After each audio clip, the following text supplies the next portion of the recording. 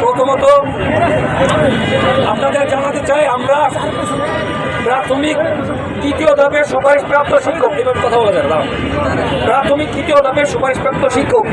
আপনারা জানেন প্রাথমিকের 3টি ধাপে নিয়োগ কার্যক্রম শেষ করে। আমি এত ডিটেল যাবো না, আমি যাই সামারাইজ করি, তারপরে আন্দোলনটা নিয়ে বলেন, কতদিন আহত হয়েছে আমি বলবো। আচ্ছা আমি একটু বলি, দ্রুত শেষ করে ক্লিয়ার বলেন সবার নিউজ। আপনাদের কর্মসূচিটা কি আসলে শেষ করতে সময় নিব না। যেহেতু 3 ধাপে শেষ হয়, আপনারা জানেন আমরা 3য় ধাপের ভিতরে পড়েছি, ঢাকা চট্টগ্রাম বিভাগ। তো এই বিভাগে আমাদের রেজাল্ট দেওয়া থেকে শুরু করে যোগদান দেওয়া পর্যন্ত অনেক বিলম্ব হয়েছে। যতটা বিলম্ব হয়নি প্রথম এবং 2য় ধাপে, সেই বিলম্বর সূত্রপাত ধরে আমরা দীর্ঘদিন রাজপথে আন্দোলন সংগ্রাম করতেছি। তারই ধারাবাহিকতায় গত 4 দিন ধরে আমরা প্রেস ক্লাবে অবস্থান করেছি এবং গত শুক্রবার আমাদের জানেন যে যমুনার মুখে, যমুনার দিকে প্রধান উপদেষ্টা বাসভবনে আমরা যাত্রা করেছিলাম। সেখানে অপ্রীতিকর ঘটনা ঘটেছে, তার ব্যাখ্যা আমরা দিয়েছি। আজকের বিষয় আসি।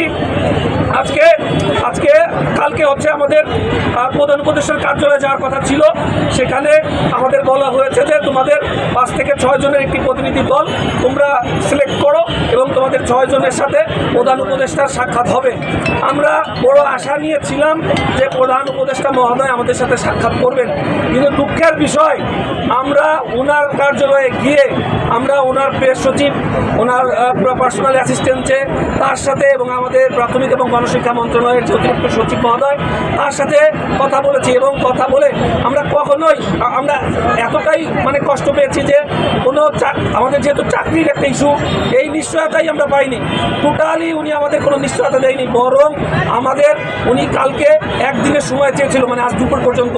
সেই দুপুর পর্যন্ত সময় আমরা দিয়েছিলাম এবং আপনারা জানেন সেই দুপুর পর্যন্ত আমরা শান্তিপ্রিয়ভাবে কালকে বিকালে শহীদ মিনারের উদ্দেশ্যে রওনা হয়েছি এবং শান্তিপ্রিয়ভাবে আবার প্রেস ক্লাবে অবস্থান করেছি।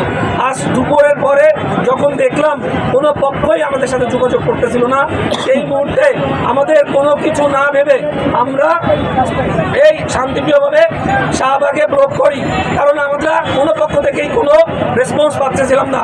তো আমাদের ধৈর্যের বাঁধ ভেঙে গিয়েছিল। তো সর্বশেষ আমাদের সাথে আমাদের শিক্ষক শিক্ষিকার উপরে পুলিশ যে নির্যাতন করেছে, যে অন্যায় করেছে, আপনারা তো নিজেই জানেন। আমাদের উপরে টিয়ার শেল, আমাদের উপরে পানি এবং আমাদের নারী শিক্ষকদের উপরে নির্মম অত্যাচার করেছে, নারকীয় অত্যাচার চালিয়েছে। আপনারা জানেন আমাদের 2 থেকে 3 জন অন্তঃসত্ত্বা শিক্ষিকা ছিল, তারা জীবনের ঝুঁকি নিয়ে আমাদের এই আন্দোলন সফল করার উদ্দেশ্যে, তার অধিকার আদায়ের উদ্দেশ্যে আমাদের এই ঢাকার কর্মসূচিতে যোগদান করেছিল। আপনারা জানেন গত শুক্রবার আমাদের এক অন্তঃসত্ত্বা বোন, সে আমাদের সাথে ছিলেন, পুলিশ তাকে লাথি মেরেছে। আমরা এর তীব্র নিন্দা জানাই এবং আজকে যে পুলিশ আমাদের সাথে যে আচরণ করেছে তার তীব্র নিন্দা জানাই। এখন আমি আমাদের পরবর্তী কার্যক্রম আলটিমেটাম আমি এখন ঘোষণা করবো।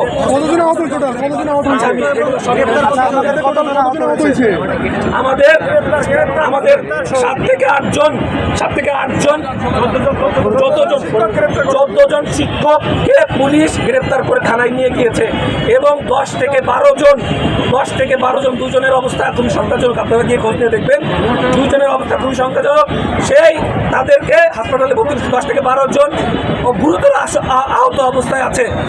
এখন আমাদের যে লাস্ট আলটিমেটাম আমি ঘোষণা করতেছি, আমাদের 6টি আলটিমেটাম এই মুহূর্তে আমাদের আছে, সেটা ঘোষণা করতেছি। আলটিমেটাম নম্বর, আমরা এই স্থান ত্যাগ করবো না। দ্বিতীয় দাবি, বিনা কারণে গ্রেপ্তারকৃত ভাই বোনদের 1 ঘন্টার ভিতরে ছেড়ে দিতে হবে। 1 ঘন্টার ভিতরে ছেড়ে দিতে হবে। আমাদের দৃষ্টিতে তাদের কোনো অন্যায় নাই, তারা অধিকার আদায় এখানে এসেছে, সুতরাং তাদের 1 ঘন্টার ভিতরে ছেড়ে দিতে হবে। তারপরে পুলিশ কর্তৃক মেয়েদের গায়ে হাত দিয়েছে, এটা তীব্র নিন্দা জানাই। এখানে নারী পুলিশ ছিল, নারী পুলিশ দিয়ে হতো, নারীদের গায়ে হাত দেওয়া যেত। পুলিশ কেন নারীদের গায়ে হাত দিবে, তীব্র নিন্দা জানাই। এবং 3 নম্বর দাবি হচ্ছে, আমাদের দাবি আদায় না হওয়া পর্যন্ত আমরা রাজপথে আত্মহত্যা করব। এবং 4র্থ দাবি হচ্ছে, পুলিশ কর্তৃক ভাই বোনদের চিকিৎসার ব্যবস্থা করতে হবে। 5ম দাবি হচ্ছে, যেহেতু এই সরকার আমাদের সুপারিশ করেছে, আমাদের তো বলি নেই যে আমাদের সুপারিশ করেন। এই বৈষম্যবিরোধী সরকার যেহেতু আমাদের সুপারিশ করেছে, এই বৈষম্যবিরোধী সরকার আমাদের আবার কেন অধিকার নিয়ে যাচ্ছে? যেহেতু তারাই সুপারিশ করেছে, আমরা তো এখানে ভিক্টিম না, আমরা তো এখানে বলিনি সুপারিশ করতে, তারাই যেহেতু সুপারিশ করেছে, সেহেতু আজ কেন আমরা রাজপথে, আমাদের এই রাজপথ কেন রক্তাক্ত করলো? এর বিচার জবাব চাই আমরা মূলত। এবং 6 নম্বর হচ্ছে অবৈধ প্রহসনের এই যে রায়, আপনারা যে জানেন এই যে রায়, এর কোনো যৌক্তিকতা আমরা খুঁজে পাই না। আমরা এই অবৈধ বা প্রহসনের যে রায়, এটা বাতিল করে দ্রুত আমাদের যোগদানের নিশ্চিত করতে হবে। এবং কালকের মধ্যে, কালকে যেহেতু আমাদের আপিলের শুনানি হওয়ার ডেট আছে, কালকের মধ্যে এই অবৈধ রায় বা প্রহসনের যে রায়, যেটাই বলেন না কেন, এই রায় প্রত্যাহার করে আমাদের যোগদান নিশ্চিত করতে হবে। আমার নাম তালুকদার পিয়াস। আমি এই আন্দোলনের মানে মোটামুটি বলতে পারেন যে এক সমন্বয়ক হিসেবে আছি।